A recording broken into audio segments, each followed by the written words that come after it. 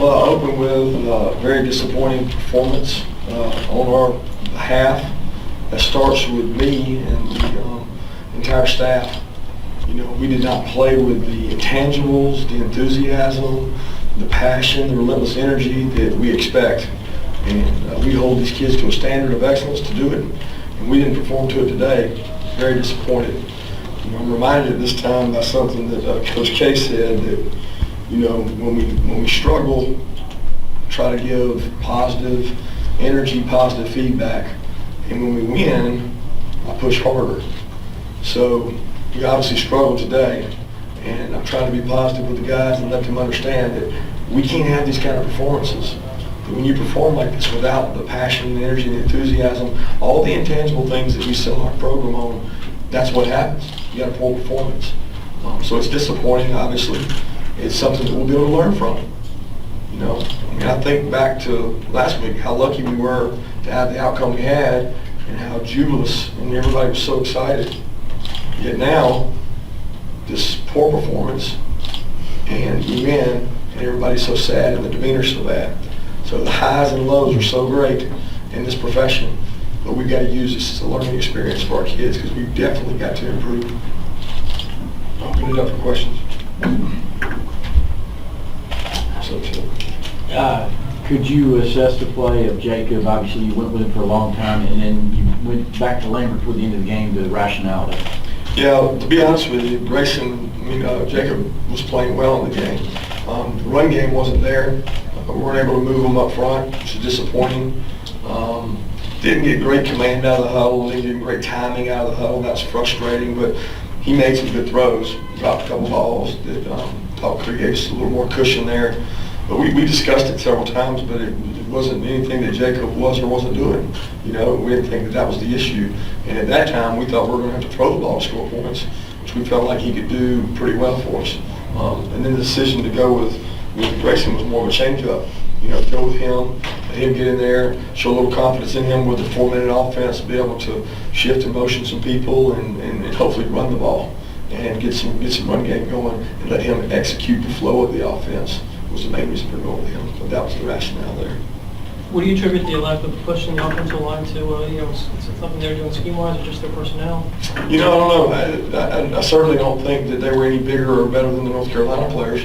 They play a different front, and they give us some different looks. But again, at the end of the day, it's a demeanor, it's an attitude, it's a belief.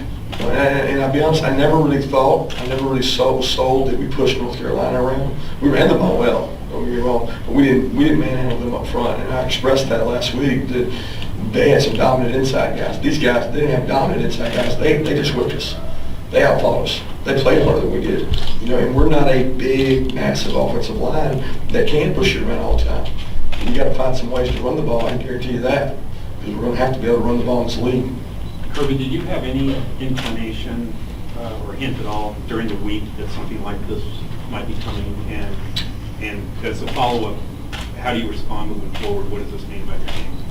Well, first, I don't know that I had any inclination. There was concern for me when the rankings came out. That's always a concern for me. It's always do you bring that up to your team, because you know they're aware of it. As coaches, we live in a little box. We don't get concerned with that. We spoke at wit's end about not letting a victory that, to be honest, we were fortunate in that victory. We didn't outplay North Carolina. We can't let that or somebody moving us up in rankings go to our head. Because to be honest, I told them that's what's been done before. Can't do that. Can't let it affect you. You got to have good practices. I thought that Monday was good. Then I thought Tuesday was okay, and then Wednesday was not a very good practice. And I expressed that to them. So I didn't see it coming, but I felt it. You know, I didn't feel that these guys were giving everything they had to give in practice, and they didn't have great focus. But I thought coming into the game we would play better than we did, certainly. And going forward, I think the biggest thing going forward is use it to teach from. I mean, let's be honest.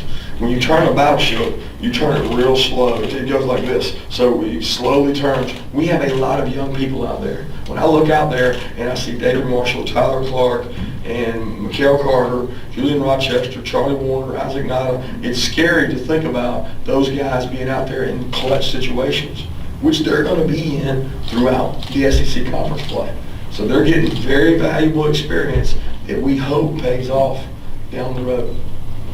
Coach, what are you going to have to do moving forward in the passing game to not allow SEC teams to stack 8, 9 guys in the box? Yeah, we're going to have to pass. So in the passing game, we got to get open and pass. The big thing is catching the ball, because we got 2 guys that can throw the ball effectively. We got to get open, and we got to hit our shots when we get an opportunity. You know, I think it's very clear that people are going to load the box. That's obvious. The question is, what are you going to do about it? And also, what are those receivers going to do about it when they load the box and they got to go block one? We got some receivers that are not willing to go block in the run game. And it will be pointed out and made a point to them that you're not going to get to catch the ball if you can't block in the run game. That's way too important for us to be an effective football team. Coach, with the things you're disappointed in, I mean, at least at the end, with 3 minutes and 42 seconds, you killed the clock with 2 big third downs. Was that at least a highlight to see? Well, I thought it was a great job by Grayson to make a pressure throw back into the boundary over there on the 3rd down. Shows his leadership and his, you know, he's been sitting over there all game, and he goes in there and makes a great decision and converts for us. So that was a positive. You know, I thought Rodrigo, I'd be lost in all this, but Rodrigo kicked off better, and we challenged him to do that. And we had some plays in special teams. We try to go into every game and say that we're going to score or set up a score in the kicking game. And we were able to set up a score with Isaiah almost returning it. You know, we basically gave one back when we dropped the punt.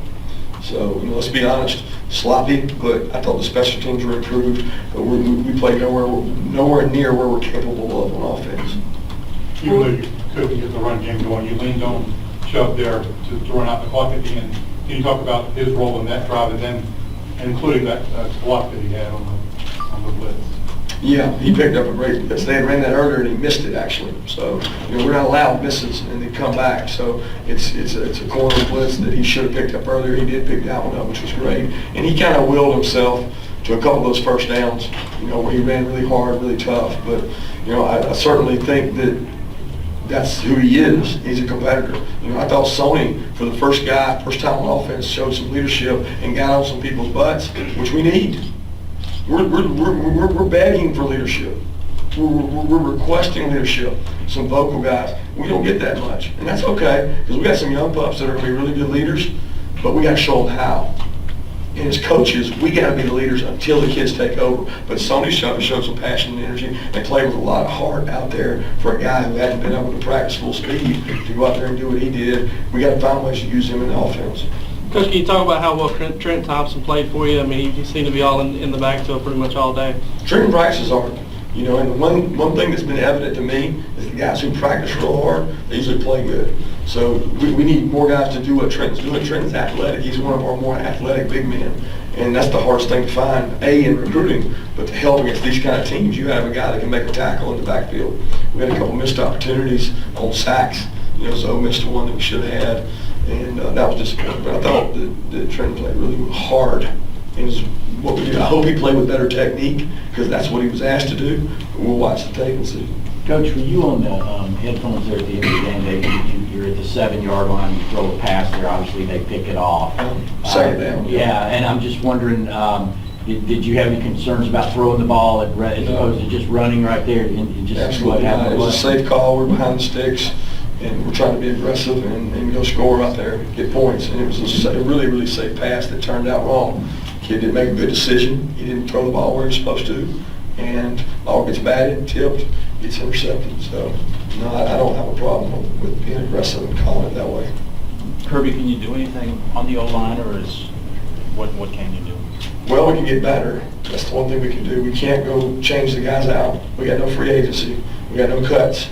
So we have to take what we've got, and we've got to get those guys better. They've got to play better.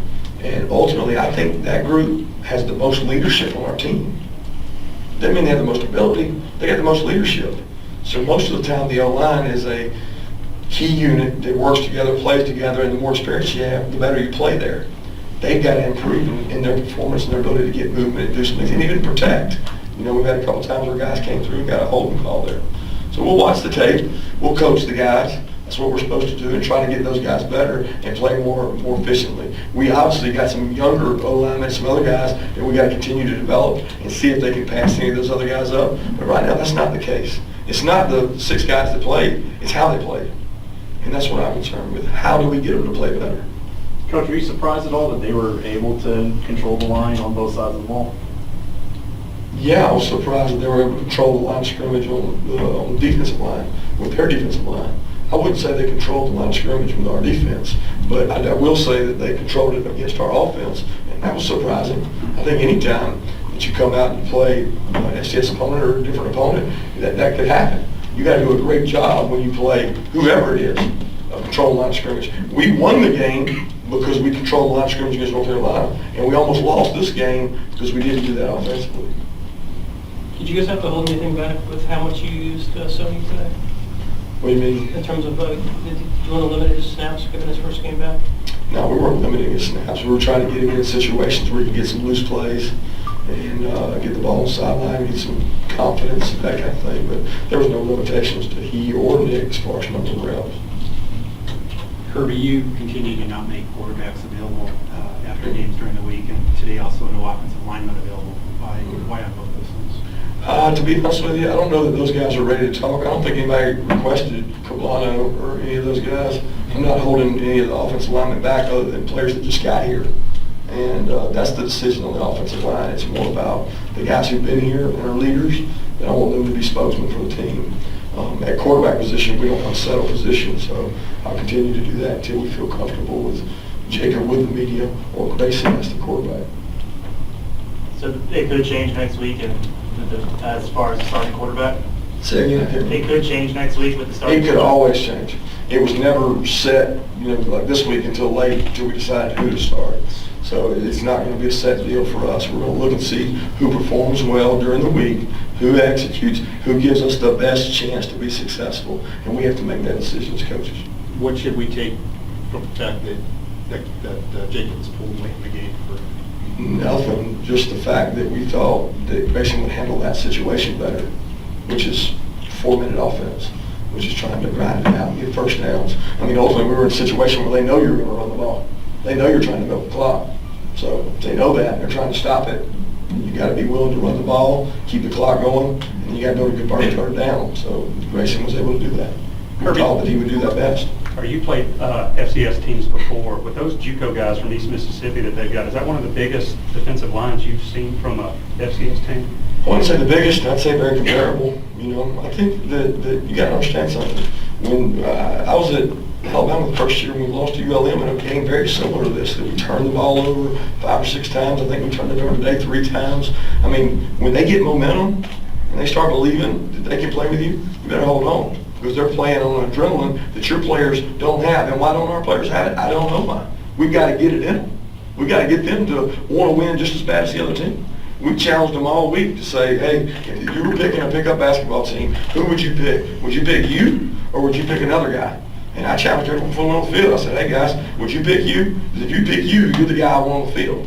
And we had a lot of guys there that I wouldn't have picked because they didn't play the way they're capable. So we got to figure out why that is. Kirby, do you think Jacob is getting better in terms of things he does before the snap in terms of communications? Yeah, I think he's getting better. I think he's got a long way to go, but he is getting better. And that's a big part of it. It's part of the reason that he was playing this game. Was we want him to get better at functioning as the quarterback. That's a lot. There's a lot that goes into the quarterback outside, standing back there throwing the ball. That's what he's judged on. But we have to make a decision based on his ability to recite the information in the huddle, interpret the information in the huddle, interpret the information in the line of scrimmage, decide where to go with the ball. There were several times today that he didn't decide the right place to go with the ball, that we might have had a better result had he done that. And that's part of the quarterback play that we got to have improved. Sure. You decided to try for 2 in the third quarter, and it almost came back to haunt you at the end. What is sort of your thought process when you Well, pretty much across all college football, the decision making. We could have gone for 2 earlier than that. We felt like the game, we talked about it on the headphones, said, no, we're going to kick 1. We're not going to chase the points per se. Late in the third, early in the fourth, our philosophy is if it's a 2-point game where you have to go for the 2 points, you do that if the book says it. So the first one was a little earlier in the third. We discussed it and said, don't do it. Let's don't chase the points. Let's kick the extra point. Then the second one, after the fumble return, for a touchdown there, we felt like at that point it was late enough in the third to go ahead and go for it. You're right. It didn't work out. We didn't get it. If we get it, it looks like a great decision. All right, if we don't get it, and then we end up in a situation we're in, it could have very easily cost us. We'd have been up 3 in that situation. Last question. Sorry, was the keeper the play caller, or did something break down on that? No, it's we'll just say that's not exactly what the call was. It's not exactly the call, but that's not something that we want to discuss because it's information internal, but it's an option play. Coach, what was it like being back in Sanford Stadium? It was great at the beginning of the game. It was great at first drive. But to be honest, we didn't play the level of my expectations, nor any Dog fan out there. I respect that, I know that, and our kids know that. So it's very evident that we've got some improving to do, and we got a great wake-up call to do it.